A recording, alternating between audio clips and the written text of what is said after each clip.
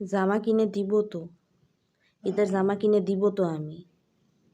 ওরা ওরা তো পচা বাচ্চা, এই জন্য ওরা আগে জামাটা কিনে ফেলছে। তাই বলে তো এমনি খাওয়া দাওয়া ছাড়ে দেওয়া তো ঠিক না। তো আমার নানা ফোন দিছিল সেরই সময়, আমাকে বলল সিন্ডির জন্য টাইওয়ালা জামা কিনবে, কোটওয়ালা জামা কিনবে, কোট প্যান্ট কিনবে তোমার জন্য। বলিছে সত্যি সত্যি, একটা মিথ্যা কথা করছি না আমি। তুমি এখন একটু খায়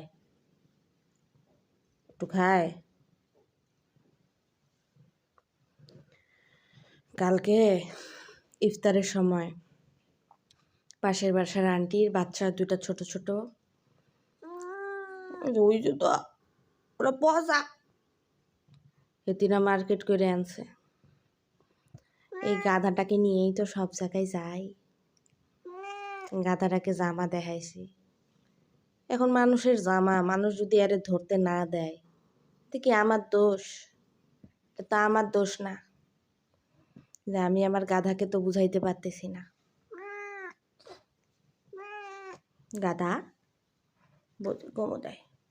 এখন সকালটা হইলেই যাবো তো বাবা, সকালটা হইলেই যাবো। শান্ত হয়, ঘুমে যায়। ওই পাঞ্জাবি নেবে। এমনিতেই আমার বিড়ালের লাল আর হলুদ কালার খুব পছন্দ। আপনারা বললে বিশ্বাস করবেন না, সে ওই ইফতারির টাইম থেকে এখন পর্যন্ত কিছু খায়নি। কেন? কিসের জন্য? এই যে বাবা, তুমি কি মানুষ? তুমি কি মানুষ? বিলাই কেমন জামা কাপড়ের জন্য এমন করতে পারে? শান্ত হয়, ঘুমো দেয়, মা ঘুমো দেয়, মার গাল নরম, মা ঘুমো দেয়। ও নানাকে খুব ভালোবাসে, মানে আমার বাপ।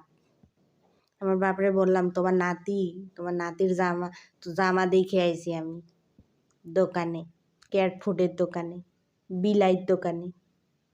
750 টাকা চাইছে, টাই আছে একখান। ওটা নিবা না? লাল নিবা?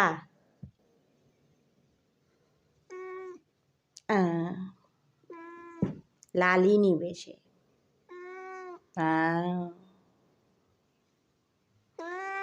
বুঝছেন তো, সংসার হয়ে গেলে, বাচ্চা কাচ্চা হয়ে গেলে তখন আর মায়েদের কোনো স্বাধীনতা থাকে না। কিনে দিব বাবা, কিনে দিব, তা কিনে দিব। নানা আসবে তো, সকালটা হইতে দে, নানা আসবে। নানা আসলে কিনে দেবো। যা ওই যে তো, ওই যে তো কিনে দিব তো। লাল লাল লালি কিনে দিব আমি বাসাকে। এখন ঘুমো দেয়, এখন ঘুমো দেয়।